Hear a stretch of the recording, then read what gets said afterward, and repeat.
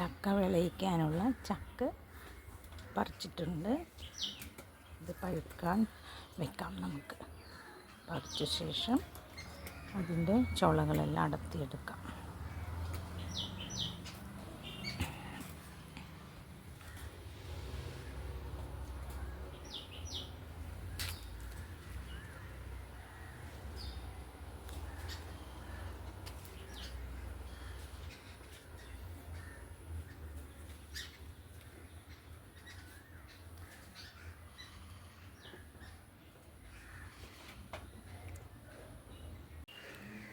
കണ്ടോ, നമ്മുടെ ചക്ക പൊളിച്ച് വെച്ചിട്ടുണ്ട്. ഇനി അതിൻ്റെ ചുളയെല്ലാം വേർതിരിച്ച്, ചുള വേറെ കുരു വേറെയിട്ട് വേർതിരിച്ചെടുക്കാം. കണ്ടോ, ഒരു ചക്ക പൊളിച്ചത് ഇത്രയും അതിൻ്റെ ചുളകൾ കിട്ടിയിട്ടുണ്ട്. നമുക്കത് മിക്സിയിൽ അടിച്ച് പേസ്റ്റാക്കി എടുക്കാം.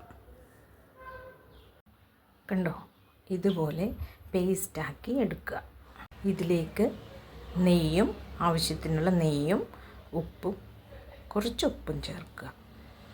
അധികം നെയ്യ് ടേസ്റ്റ് ഇഷ്ടമുള്ളവർക്ക് കൂടുതൽ ചേർക്കാം. കുറച്ച് മതി എന്നുള്ള ആളുകൾക്ക് കുറച്ച് ചേർത്താൽ മതി. നെയ്യ് ചേർക്കുമ്പോൾ അടുക്കി പിടിക്കില്ല, മധുരമുള്ളതുകൊണ്ട്. നെയ്യും ഉപ്പും ചേർത്തിട്ടുണ്ട്.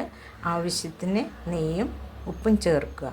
ശർക്കര ചേർക്കാനുള്ളത് കൊണ്ട് ഉപ്പ് അധികം ചേർക്കേണ്ട. ഇതുപോലെ നന്നായി ഇളക്കി മിക്സ് ചെയ്ത്, നെയ്യും ഒക്കെ നന്നായി ഇളക്കി മിക്സ് ചെയ്ത് വരട്ടി എടുക്കാം.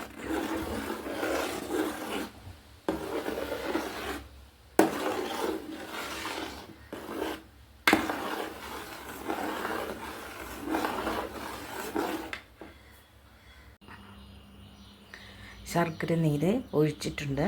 ഇനി നന്നായി ഇളക്കി കൊടുത്ത് അത് നന്നായി വരട്ടി എടുക്കുക.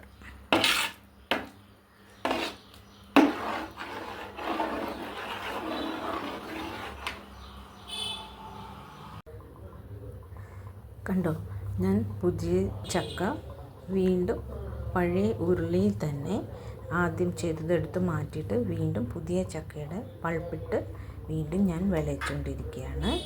അത് നമുക്ക് വീട്ടിൽ വരുന്ന ഗസ്റ്റുകൾക്ക്, ചക്ക കിട്ടാൻ ബുദ്ധിമുട്ടുള്ള നമുക്ക്, നമ്മുടേതായ ആളുകൾക്ക് വരുമ്പോൾ കൊടുത്തു വിടാനൊക്കെ നമുക്കിത് ഉപകരിക്കും. നമുക്കും സന്തോഷം, അവർക്കും സന്തോഷം.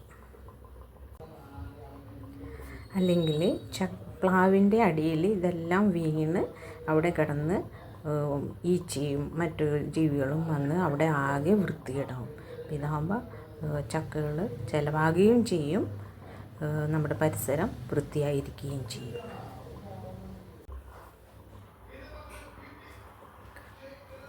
നോക്കൂ, ഇതുപോലെ ഓരോരോ ട്രേകളിലായിട്ട് നമുക്ക് ഫ്രീസറിൽ സൂക്ഷിക്കാം. കേടാവാതെ എത്ര നാൾ വേണമെങ്കിലും ഇരിക്കും. നമുക്കതിന് ജാമായിട്ട് ഉപയോഗിക്കാം. അട ഉണ്ടാക്കണമെങ്കിൽ ഇതിൽ നിന്ന് ഇതെടുക്കാം.